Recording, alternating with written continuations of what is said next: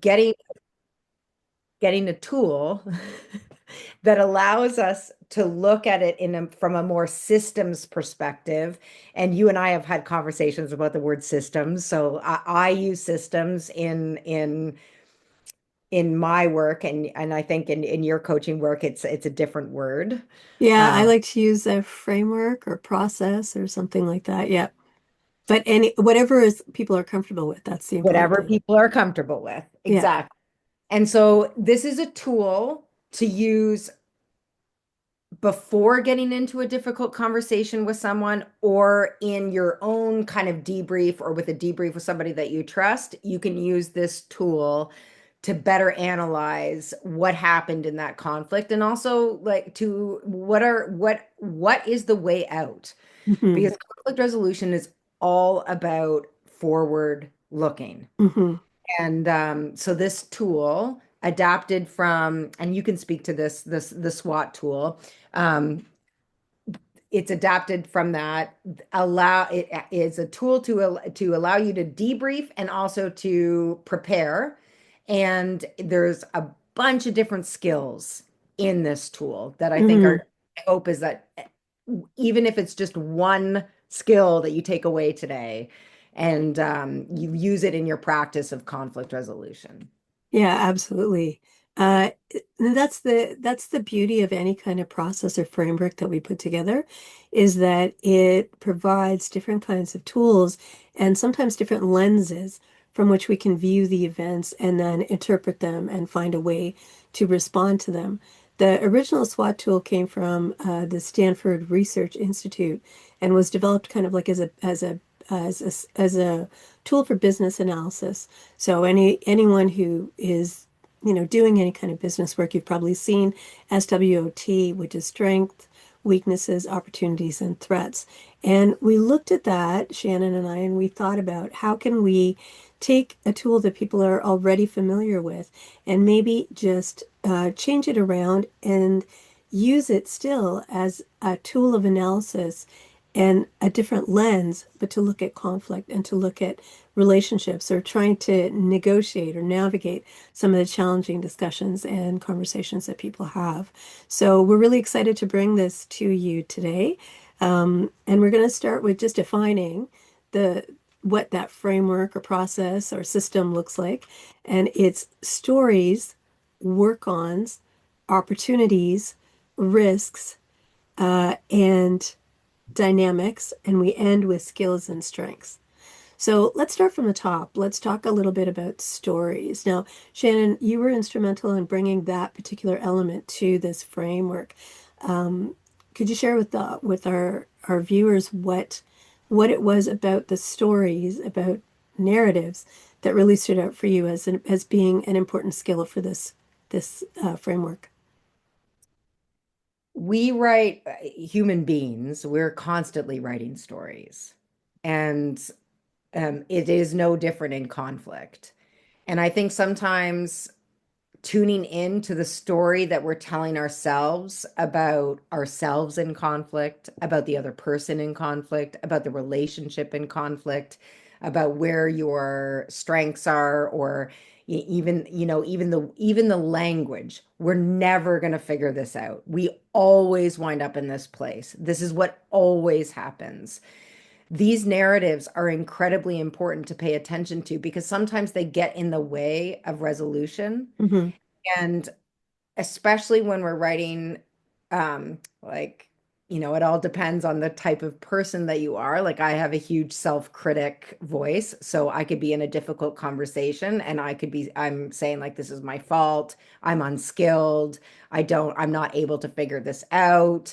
Um, I've done something wrong that caused this. Right. Yeah. Whether that's in the moment or whether that's in my debrief with myself afterwards, or with Right. some. Yeah.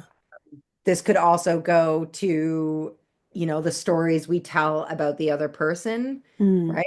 They're incompetent, they're unreliable, those narratives are so important to lean into, because they're so rigid, and they prevent us from figuring out a way how to move forward. Absolutely. Yeah. And one of the reasons why that is, it's neurological, it's neuroscience, right? So once your brain has had this particular pattern of thought or belief for many, many, many, many, many years, then you're not even conscious of the fact that you're already there in that place of reaction or judgment or criticism, Mhm. even with the best of intention, even with the idea that I want to do this differently, I want to change.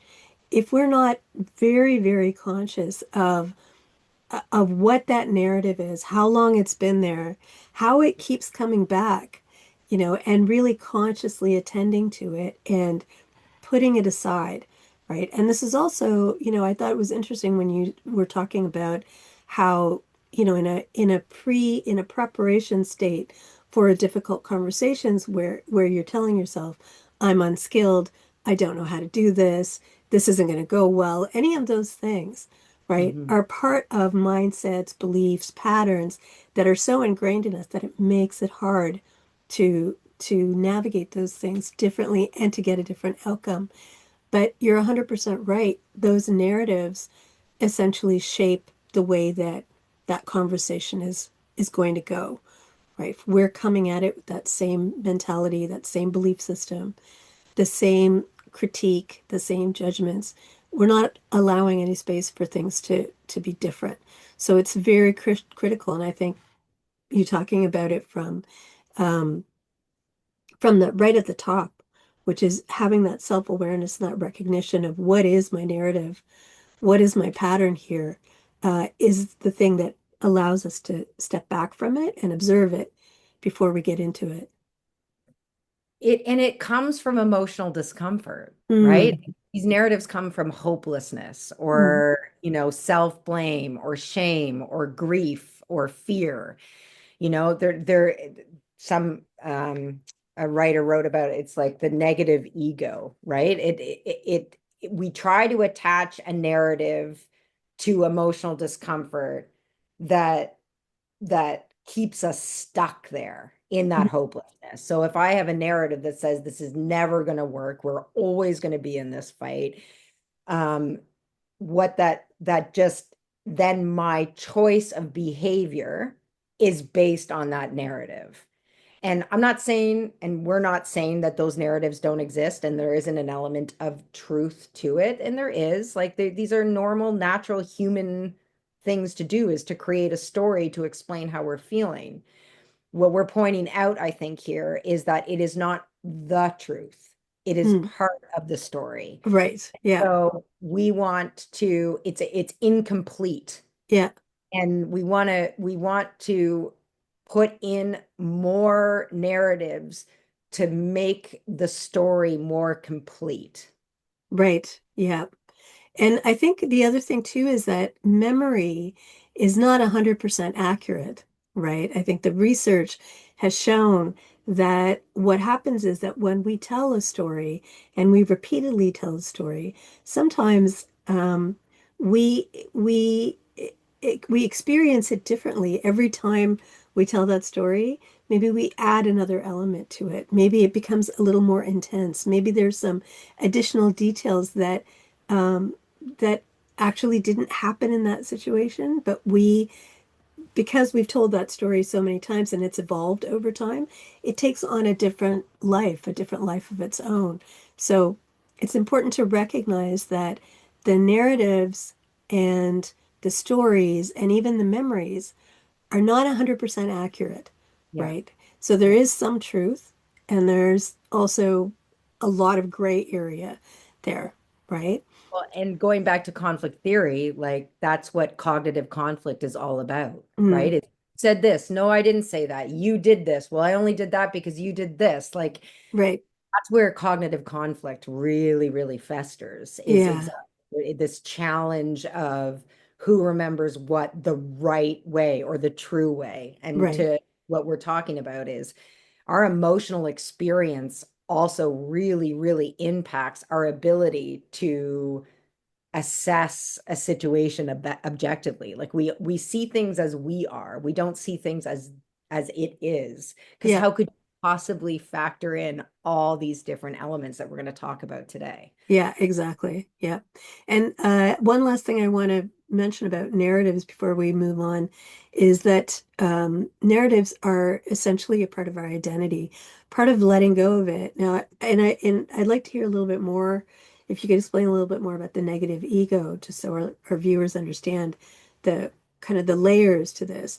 But part of it is also the more that we tell the narrative, the more it becomes part of our identity, our story, right? So someone might have a particular illness, and then their identity becomes that they're a survivor of that illness or that they're going through that illness. And their entire identity then becomes, becomes structured around that. For some people, they lose their individual identity when they become a parent or when they become a partner, because then they're also positioning themselves in relation to somebody else or in relation to a different situation. So identity is also shaped by the narratives that we tell and the positions that we put ourselves in as well. Um, Shannon, tell us a little bit more about negative ego just to close out this Yeah, session. well, to there was two things there. So I want to highlight, like, I mean, that's sociology 101, right? Is labeling theory. Like as soon Hmm. as you label to somebody or to yourself, then all of a sudden you start to adopt the behaviors of that identity, right? Or of that label. Negative ego, what's in, like, it's, it takes work to be able to hear that of yourself, and then the mental fortitude or the emotional intelligence or the mental strength, however you want to frame it, whatever works best for you, is the being able to hear it and saying, you do not serve me in this moment. Mm.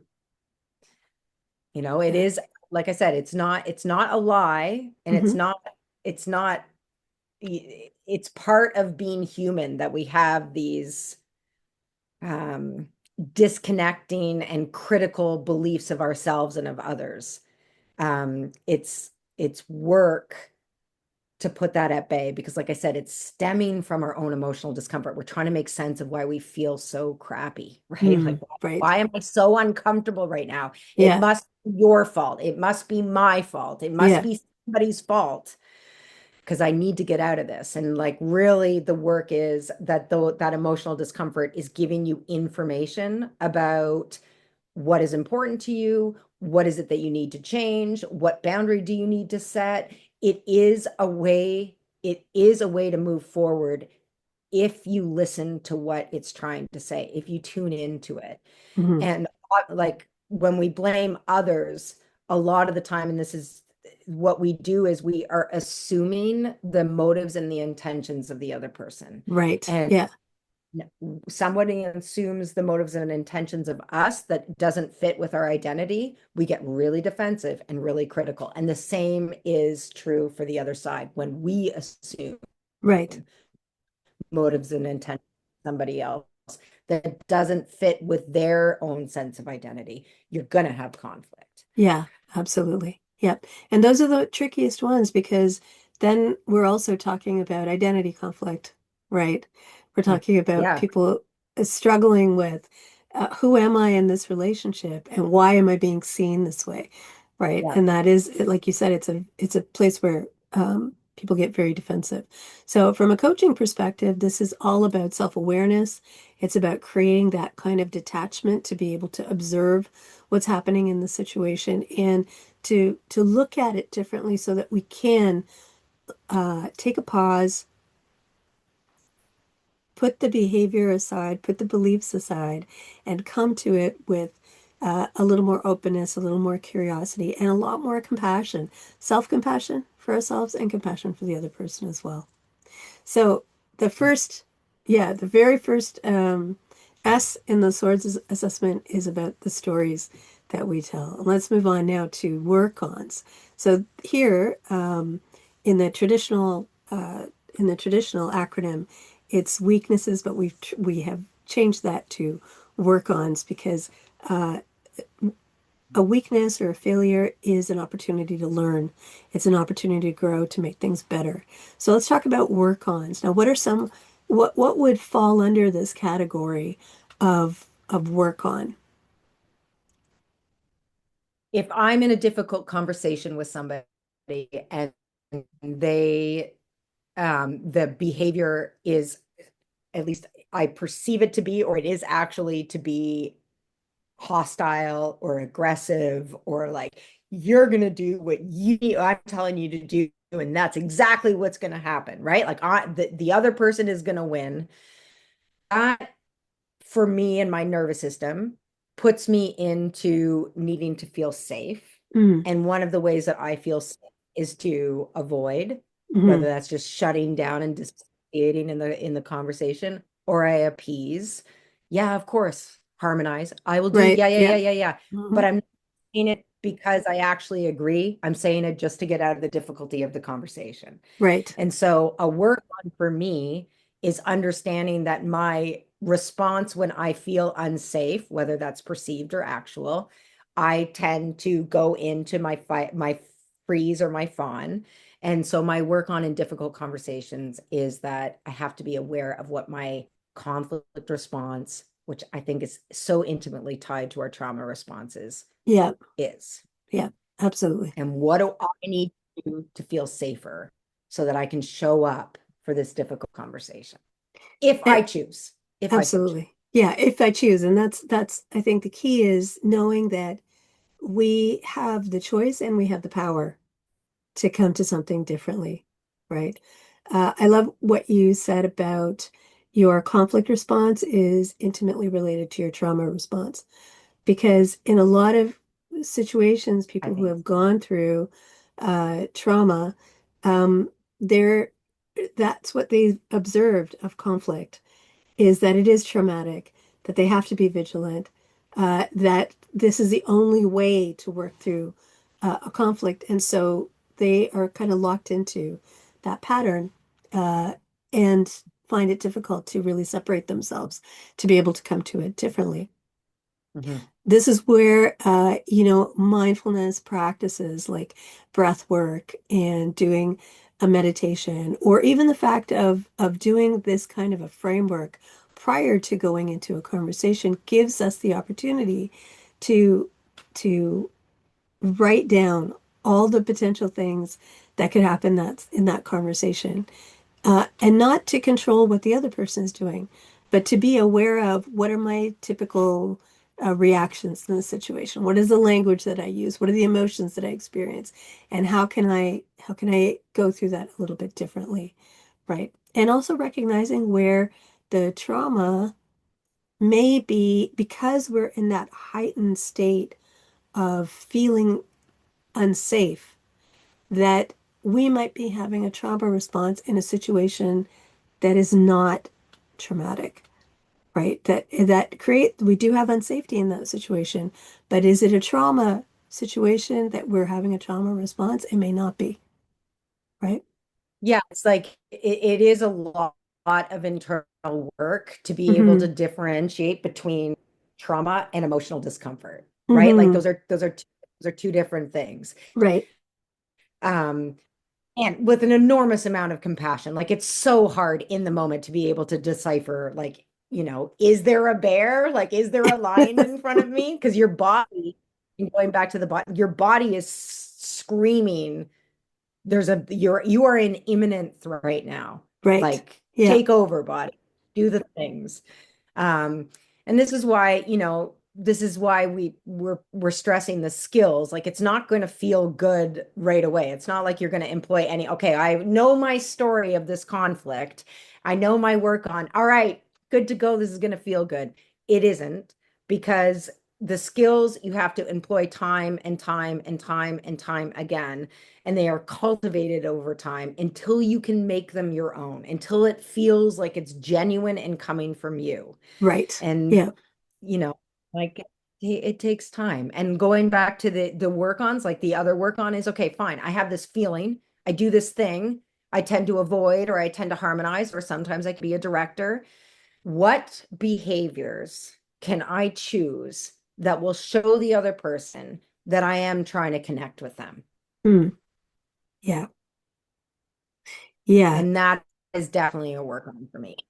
Absolutely. And I think for me as well, I think that having those situations where if your trauma response is high and you still feel unsafe, then whether you're conscious of it or not, you might be saying one thing, but you're the way your body is behaving or the way the energy that you're giving out might be saying something completely different.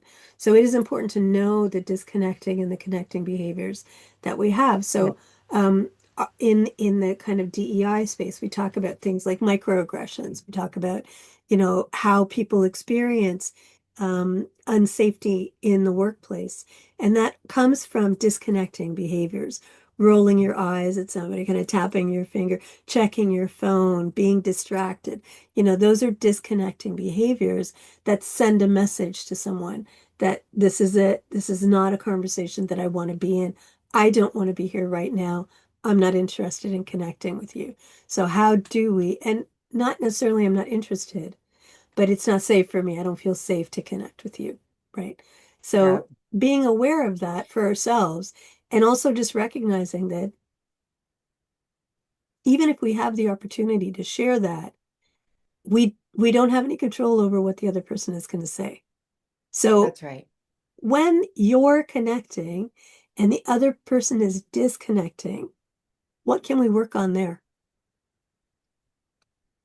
First, being able to identify it, Right. right? Yeah. What, like being aware of what connecting and disconnecting behaviors are. Like we can talk about that at another time. And I think we've kind of touched on it, but we're talking high level here. And if you recognize it in somebody else, it's like having the skill in your back pocket saying, you know what? This is probably not a good time for me to have this difficult conversation. Yeah. I'm and then the connecting one is not avoiding, so not saying like F this, I'm out and screw you and I'm never going to talk to you again, or like, Yeah. I'm going to ghost you in the words we use now, but saying it's an important conversation, and let's come back to it in X amount of time. Right. And the work is to honor the time. And even like, and it happens sometimes, like let's say I want to come back to this conversation tomorrow, and then tomorrow happens and you wake up and you stub your toe and you spill your coffee and like you get into a conflict with somebody and you're just like, I don't have the capacity to do. You just Yeah. have to honor the time and say, you know what, I said I would come back. I'm still not in a space where I can have this conversation, so let's try again in X amount of time. So that's the difference between avoiding and taking space. Avoiding is disconnecting, taking space is connecting. Taking space is an explicit statement that you will be back at a specific time. Okay, I think that's really good to kind of really clarify because it's the communication piece. The avoidance is usually accompanied by silence, and the taking Yeah. space is accompanied by some kind of communication about when we can resume that conversation, right? And again, just to clarify, as we do in all of our episodes, we are not talking about situations of abuse. We're not talking about situations of trauma. We're not talking about chronic dysfunction that exists within relationships. We're talking about the kind of conflict that you can come to as an equal partner and be able to have conversations with people around them that are productive and that hopefully will resolve that conflict. And if they can't resolve the conflict, at least you become clear about what that situation is and how you are or not going to engage it. So we come to also in the work-ons is boundaries because a lot of people cannot have a lot of, I won't say cannot, but say that they have a lot of trouble putting down, even establishing a boundary and then maintaining a boundary. Right. Yeah, the maintaining, especially in like family relationships where, Yeah. it's already a little murky, right? Like Yes, that's right. boundaries Yeah. are a little murky. Yeah. Yeah. It's difficult, but why I keep highlighting like your emotional discomfort is the information on what the boundaries are that you need to put in place, Yeah. right? And that's why like take time, especially if you've disconnected or you're emotional experience or your emotional discomfort hasn't been validated historically in the relationship, or like, in your family or intergenerationally, like it's it it is a strange experience to start tuning into and listening to what the emotional discomfort is trying to tell you, because I think Hmm. a lot of us, me, absolutely avoid that. Right. Yeah, absolutely. Stuffed it down, like, oh, Yeah. no emotional discomfort. No, This, no. that's Or right. I'm not entitled to my anger. Yeah. I Hmm. don't deserve angry at this. And I'm like, all emotions are information. Yes, The that's good right. ones, the uncomfortable ones, and our work as an individual is to lean into our own emotional discomfort to determine what is it trying to tell us? What is it trying to be? Absolutely. Yep. I think that these are important things to remember, that emotions aren't bad or good. They're not negative or Yeah, positive. They're information. What we need to do is to be able to take it in and see what it's trying to tell us about the situation, about us, about the other yeah, person, about potential resolution or not resolution, right? And to be able yeah, to move with that. And I think, one of the most challenging things is this mindset that people have about keep calm and carry on, because that is emotional suppression.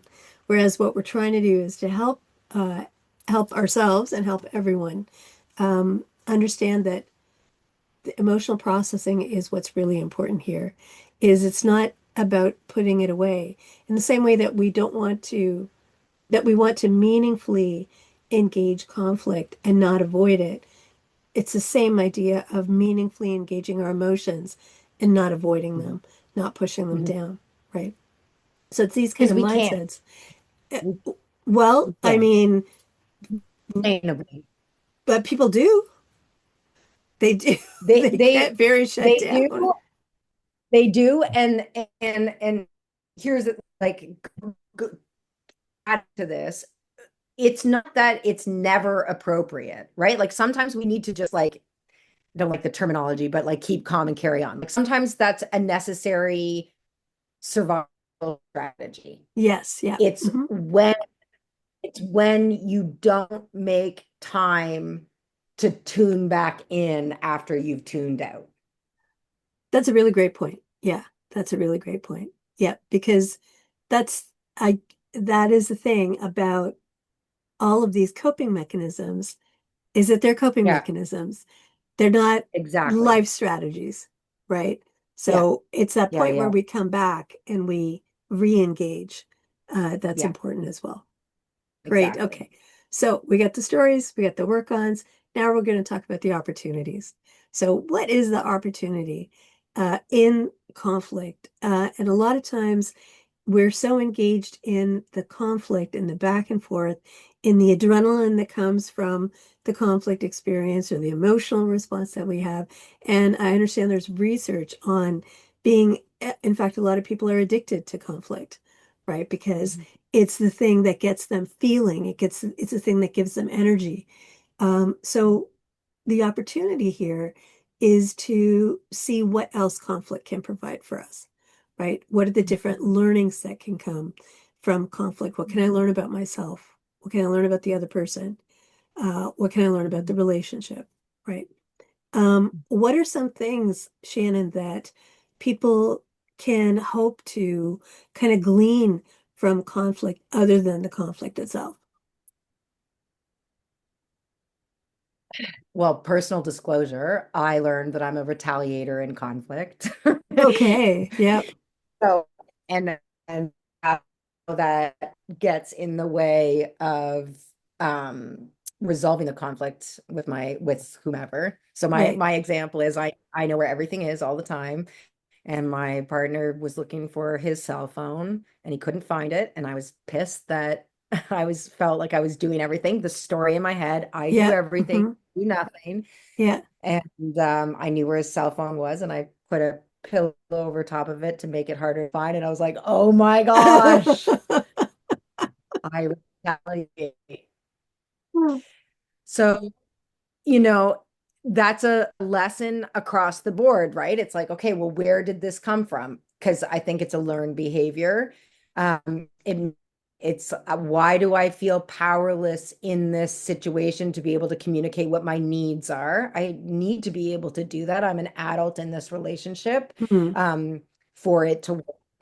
So, and I learned about how, like, I'm sure even if he, and I have never disclosed to him that I did this, but even if he doesn't know that I did it, I'm sure he felt the energy of me doing it in some Right. way, Mhm. right? Like he felt that connect. It's not like I was like, let me help you find your phone. I Yeah. was like, I don't know Mhm. where it is. Yeah. Yeah. And that does something to my own sense of self too, because now I've been dishonest and not genuine. And Right. so I carry that with me for a couple of days or a couple of hours, and then that impacts and it keeps going and going. So understanding your own behaviors and what happens when you experience that emotional discomfort when your needs are not being met in a relationship, whatever it may be, personal, family, work, is an opportunity, right? It Mhm. really is an opportunity to better understand yours. The other opportunity is like now you can make changes, or you can hopefully choose to make changes Yeah. that will help empower you in those difficult moments. Like I don't need to passively say I'm pissed off at you. Like Yeah. I can say, I'm having a difficult moment right now. I'm feeling a little bit of resentment about the workload. I really want to talk to you about that. Yeah.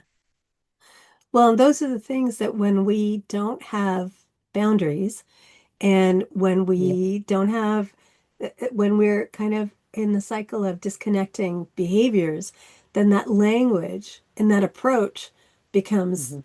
difficult. And even if we're coming to something with, with kind of a conciliatory attitude, it can quickly switch back to, like you're saying, retaliation or avoidance or any of those kinds of behaviors that commonly come up in those kinds of conflict situations. It's very kind of you to share that experience. I know that it's not easy for people to talk about what they look like in conflict. I would say, for me, I feel like there's probably a little bit of everything based on the situation and based on who the conflict is with, right? So I think Mhm. in a lot of my professional life, my conflict persona has been a facilitator, which means that I'm always trying to help other people get to their resolution. But if I have something to say or I have an opinion about something, then I don't say it. And that is something that creates some safety for me because I don't have to put myself Mhm. on the line. I don't have to be honest about what I'm thinking.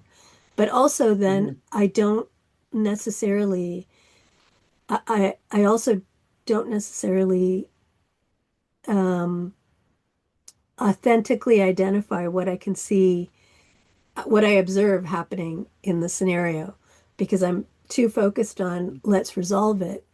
And let's Mhm. resolve it sometimes means that you put a band-aid on something that's a much bigger problem, right? Mhm. And so how do we, how are we able to be authentic in situations where we have a particular persona and people have particular expectations of us, of Mhm. following that behavior pattern that they're used to seeing from us as well, right? It takes some resolve on our part to be able to speak what we observe, to speak our experience, um, and and then to be able to hold compassionate space when other people don't receive it the way that we would like them to receive it. And and that's like it's so interesting because we absolutely have zero. I mean, we write the story in our head. Like I'm gonna say this thing and this thing is gonna work, or this thing is gonna change things. And then it lands and like something completely different happens. Right. It's like, whoa, I was not expecting that, Yeah, right? that's right. And so, this is why this tool is good because when that happens, we lose confidence in our own perspective of things. And so we start to doubt what we're thinking, what we're saying, what we're feeling. And um, one of the best gifts, the most compassionate gift, I think, that we can give somebody else is like a really firm understanding of our own experience, and then Right. being able to have the skill of framing it in a way that's like, at least palatable. Like at least it doesn't like taste like crap. Like you want it to taste okay when you Yeah. say something to somebody, right? It's non-inflammatory, but also not like cushioning it with like all this softness that makes it difficult to understand what you're actually trying to say. Yeah, I think that's a tough one. And again, it comes down to the skill that we have about our own communication, the confidence we have to be able to say what we need to say, and and to feel the safety. And again, when we talk about safety, it's important to note that other people can they can hold compassionate space, they can hold an open space. But the safety is something that we have to create for ourselves. We create the safety around ourselves with boundaries, with emotional regulation, with skills and tools, so that regardless of what's happening outside of us, we're still able to um, be our whole selves, be authentic, and be able to communicate appropriately in the situation, right? So we want to look at communication in kind of three aspects, which is we want the communication to be appropriate to the situation. So if the energy level of the situation is here, we don't want to respond from way up here because we're in trauma response or we're in conflict Mhm. response. We want the communication to be effective so that it actually addresses what the issues are at the foundation level of the conflict. And we want the communication to Mhm. be responsive. We want the person that we are communicating with to feel uh, seen and heard and like they are valued in the same way that we want to be seen and heard and valued in the conversation, right? And Mhm. if we can cultivate that Mhm. skill, regardless of what's happening on the other side, then we're creating uh, kind of a muscle memory that builds over time and that helps us to deal with conflict more in better ways and get better outcomes from it. And sometimes the best gift that we can give somebody is modeling what that looks like, despite how they show up in it, Right. right? Yeah. Yeah. Absolutely. Yep. All right. So stories, work-ons, opportunities. Now let's talk about risk because we don't talk enough about risk, right? We don't Mhm. really talk enough about risk. Why should anyone be thinking about risk when they're thinking about conflict? Because the risk of a difficult conversation is what gets in the way of us having that difficult conversation. So it's probably best to talk about it because it's Right. there. Yeah. Like there is a risk of having a difficult conversation. You could lose the relationship. Your feelings could get hurt. You could lose the job. You could lose out on money or lose out on the thing that you want. There is a risk to having a difficult conversation, perceived or actual, right? Right. Absolutely. And especially, let's talk about in the workplace scenario. If you're having a difficult conversation with a boss or a team lead, or you've got there's some kind of a power imbalance there, then you're dealing with an additional set of dynamics that are at play there that make that conversation even more difficult. If you're the person in position of power and you're trying to have a conversation where you want someone to feel like they belong, they're valued, they're seen and heard, how you approach that situation is also really critical. so that the power imbalance doesn't become the focus of the conflict, that you're actually able to communicate with them in a way that is equitable and inclusive, so that they're able to be responsive in that situation as well.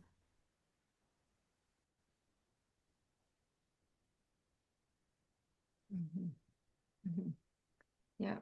Yeah. I mean, we're all, we naturally, we are consistently trying to not feel uncomfortable, like whether that's pain, whether that's emotional discomfort, whatever it is, we instinctually try to avoid it.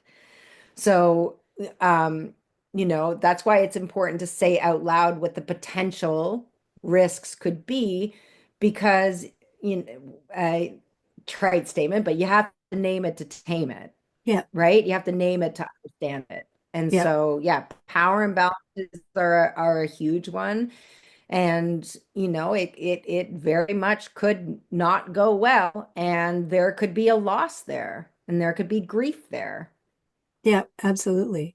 And we also want to be mindful that even with the best of intention, there may be harm that's caused in that scenario, That's right. right? And so being responsible to that, being able to kind of understand the potential risk in that scenario is really important, because that determines how what's the language we're going to use, how we're going to approach the situation or the person, and also if it is received as, if harm is caused because of the way that we've approached it, how can we be accountable for that, and how can we be part of the remedy for that as well. Even if there's no harm, there could be change. And change is scary.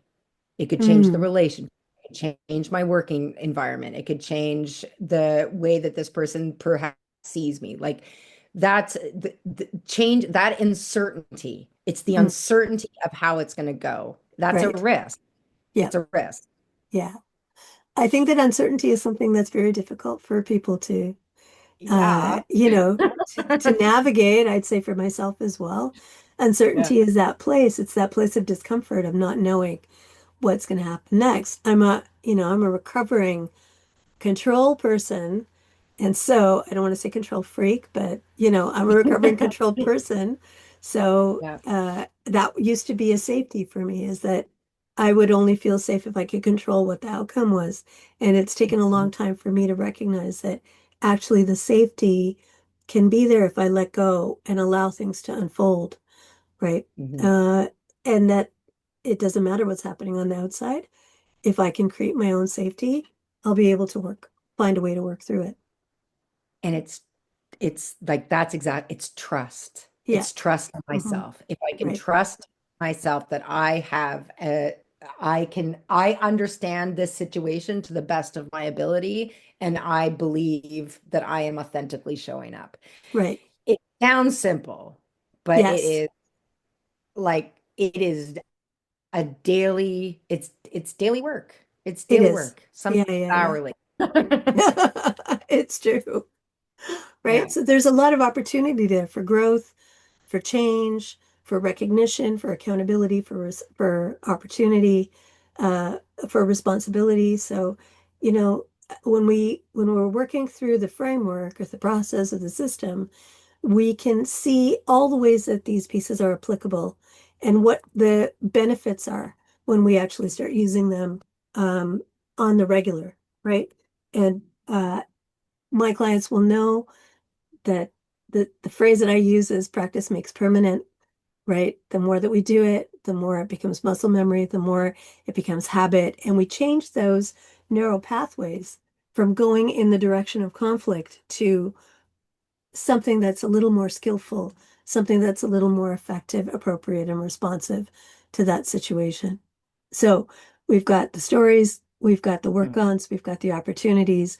We talked about the risk. Now we're going to talk about the dynamics, right? So when we talk about dynamics, what we're referencing is anything else that might have an impact on the Mhm. situation. So what would be a couple of those things, Shannon? So if like in a workplace, it would be whatever the norms, the governance, some procedural law, whatever an external source is that the impacts all of the variety of options to resolve the conflict. Like what external source has impact on this? And so that's one thing. And then, just culturally and societally wise, it's like the laws of the land. It could be, we were talking about this, or like whatever your personal circumstances, like, am I a Hmm. single parent? Where am I in the birth order, right? Like Yeah, all of these things that do very much impact who we are when we're in conflict and also what our options are to resolve the conflict. absolutely. I think that,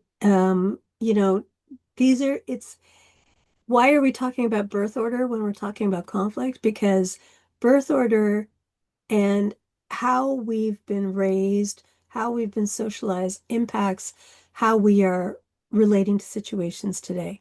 If you were, for example, if you were someone who held a lot of responsibility in the family, maybe you were the firstborn, right? You hold a lot of responsibility, you take on the task of fixing things, right?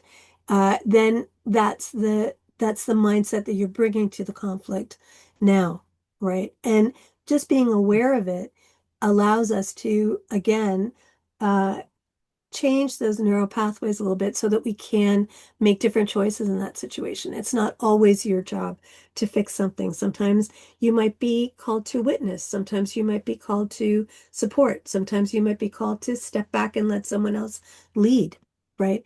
And it's being able to Mhm. consciously engage that situation appropriately, effectively, responsibly, so that you can get a different result from that situation, right?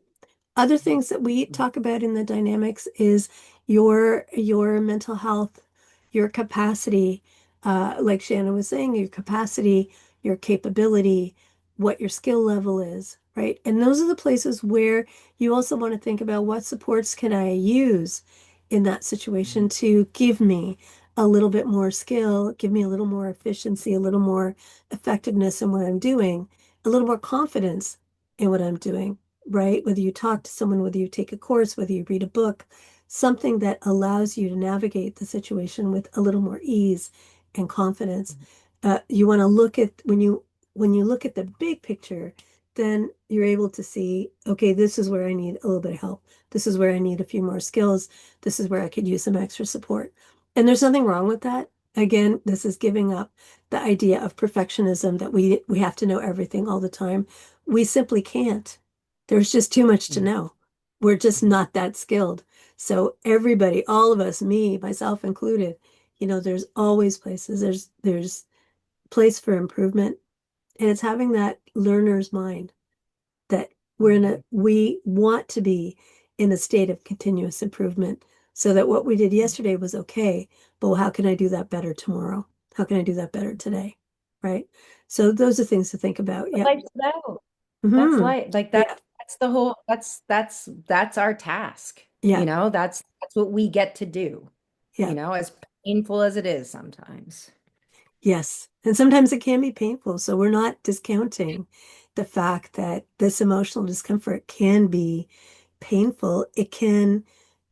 Things can happen quickly or they can really linger for periods of time, right? So being prepared for and coming back to the risks and coming back to the opportunities is to recognize that change is not going to happen overnight. It doesn't. It rarely happens overnight. Change is a process. Change happens with commitment. It happens when you choose a sustainable path to make sure that you are going to follow through with it, you know.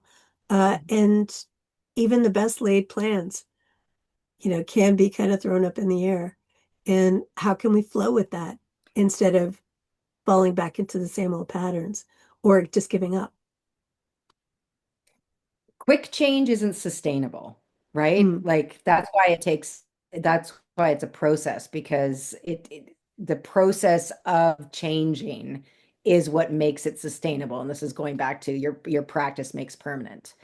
Like I change right now and no longer do a thing, but the chances of that staying are pretty slim without the process of it. Right. And the processing of the emotions. I mean, I know a lot of people who kind of, Yeah. they, for example, they quit smoking cold turkey, or they quit drinking cold turkey. That the Mhm. action may have stopped, but the neural pathways are still there. So the Mhm. work still continues to change the mindset, the belief system, the thoughts, the actions, the beliefs.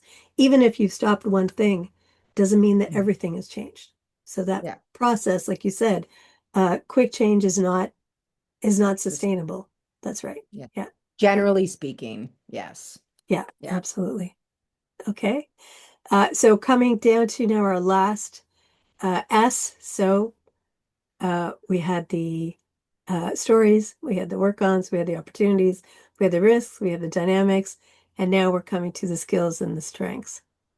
So in Mhm. this, we're kind of summarizing everything that we've already talked about, right?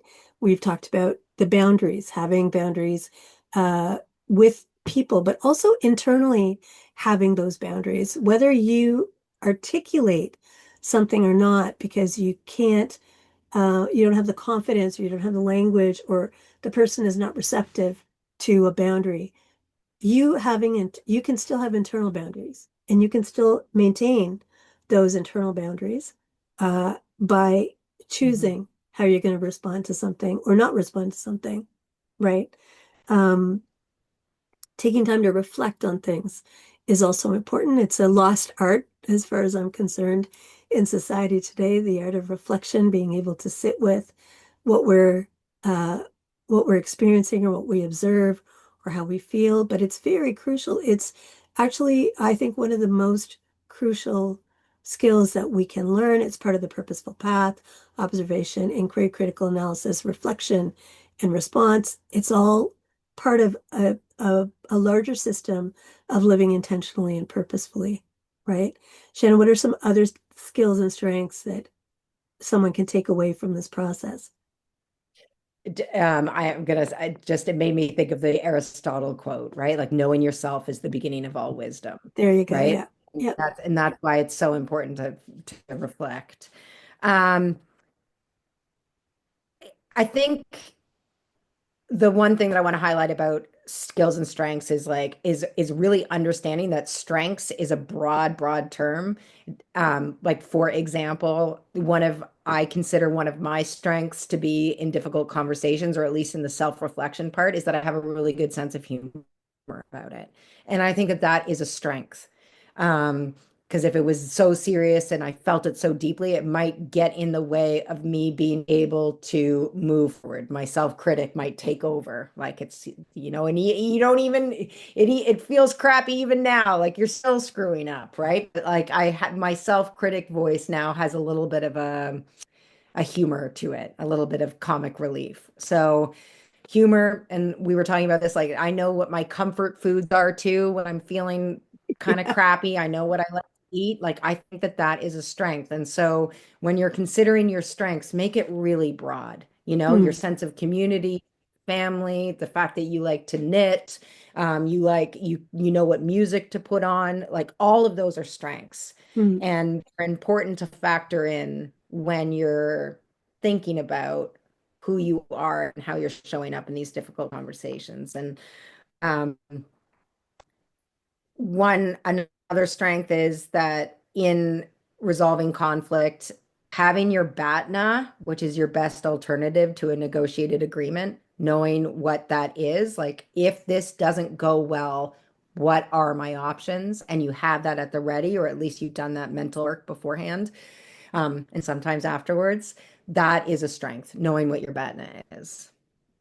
So can you give our viewers an example of what a BATNA might be? What would be a scenario where you would think about a BATNA or create a BATNA? I mean, I create them all the time. Like, what if this conversation, and sometimes again, the sense of humor part, like, then I'll just blow everything up, right? That's my bad. But Yeah. It could be that, I'm going to try to have this conversation about this thing that matters to me. And that, if the other person isn't ready, willing, or able to have it, then my BATNA is that I'm going to not force it today and I'm going to try again tomorrow. That could be your BATNA, right? Yeah. Uh, your BATNA might be like, if I don't feel like I'm getting anywhere in this conversation and they're not showing up in good faith consistently, then I'm going to take a relationship vacation from this person Hmm. for a period of time. Right. It all, it all depends on the situation, but it's knowing that even if the conversation doesn't go well or well-ish, that you still have options. And that's what the BATNA is meant to guide you towards, is that there are still options when it feels like it's all or nothing. You still Right. have options. Right. So it's giving yourself kind of like a plan B, that if things don't go the way that you expect them to go, that you've got something else that you can fall back on.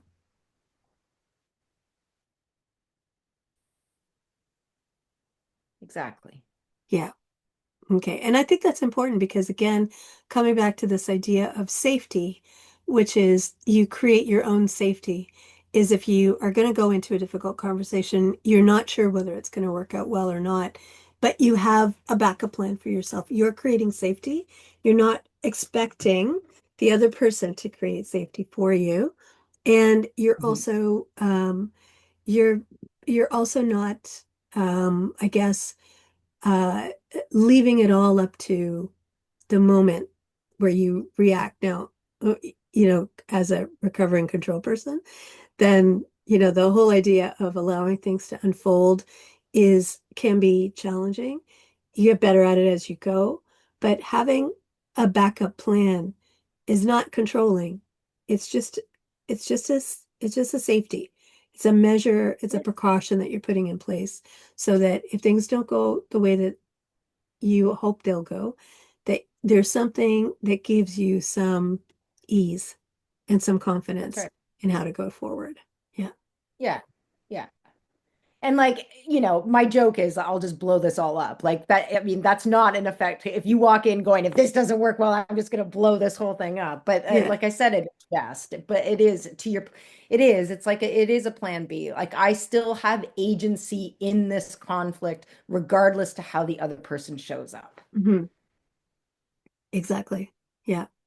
Uh, and that's the other thing too, is that detachment from either validation from the other person or detachment from their response to to whatever the scenario is being able to Mhm. hold that compassion for yourself if things are not going well, and as much as possible hold compassion Yeah. for the other person without trying to control the situation. So I Yeah. think that's a useful skill to cultivate for sure. The other skill too is that as much as you can, remember that the other person isn't the problem. The problem is the problem, right? Right. Whatever the Yeah. problem is, it's not the Hmm. person. The problem is the problem. And if you can continue to objectify the problem, Yeah. called situational attribution, which we can talk about another time. But as long as we can keep doing that, then the personal aspects of the conflict can, it doesn't become about the identity and the cognition and all of that. It becomes about, okay, that's the forward looking. How do you and I in this situation face this problem and resolve it in a way that meets everybody's needs to the best of our ability? Right. Yeah. Your comment about situational attribution reminded me also of another skill that we want to just briefly touch on, and that is awareness of our own biases in a situation, Mhm. because we come to situations with a particular perspective, with particular thoughts about the person and the situation, judgments that we might have. A very um, a common bias is called an attribution error. And the attribution error bias, what that indicates is that when something goes well for us, or we have a successful result, we tend to think it's because of our hard work. It's because of all the things Mhm. that we did. And then if it goes well for somebody else, we we don't think about it in the same terms. We think about it like, oh, they were just lucky. They were just in the right place at the right time. And so that's a bias that is very common in, general society that we live in, societies that we live in, that this bias of attribution error kind of brainwashes us into thinking that other people are not as worthy or as deserving as we are when something goes well. And we may not be aware of it, but it's something that not only we're experiencing or we we're holding it as an unknown or unacknowledged bias, but it's also something that we see perpetuated through the structures that we live in. When people talk about people that are homeless, or when they talk Mm. about people that have mental health issues, or people that are struggling, why don't people talk more about their vulnerabilities? Because we live in a society where people judge us for not being able to handle things and getting successful results the same way that they do, or that they project that they do. They show us that they do, whether or not they're doing it in fact or not. Right. So having that awareness of whatever bias we might be holding is also an important skill to have when coming into conflict situations. It's part of our stories too, Yeah, right? It's absolutely. part of the stories that we tell about the other person. Okay. I'm just noticing the time. So I feel Yes. that Yep. we've said a lot. Yes, we have. It's we have kind of come up full circle for the hour Yeah. for today for empowering yourself through conflict. We've talked today about the swords assessment, and we will have a resource available for you in the next couple of weeks that you can download and share, uh, and hopefully it'll be helpful for you. And then we be back in another month to address another conflict related topic. Shannon, anything you want to just summarize and close up for today? I think we did it. I like that all of, again, this is a tool to look at yourself in conflict. And within that tool, there are so many skills. Don't do them all. Lean into one that is the most accessible for you, and experience yourself using it, and see what how that grows for you, like see what that changes, and then do reflection afterwards for yourself, with yourself or with somebody that you trust, right? Yeah, absolutely. Yeah. Yeah, and I think from my side, I would just say that it can be very daunting. Like everything that we've said here is a lot. It's a it's a big old bag of skills and strategies, right? And like Shannon said, you start with one, but just start. Don't worry about being perfect Mhm. at it. Don't worry about making mistakes. Just pick one that feels accessible and just start with that. And cultivate that compassion, that self-compassion, self-kindness, and the self-awareness to notice what are the areas that you want to improve? What are the areas that you know that you could use some tweaking and some support, and then have that have that confidence and that trust to be able to ask for that support if you need it, and also to trust your own self that you're going to be able to find a way to work through it. Right. So, Mhm. yeah. Mhm. All right. That's great. You can find Shannon, more information about Shannon and her services at her website, tlewellness.com. And you can learn more about my coaching practice at thepurposefulpath.ca. So thank you everyone for watching, and we look forward to seeing you again in a few weeks. Please feel free to drop any comments or questions below, and we're happy to get to them in our next session. All right, everybody, have a great day. Bye bye.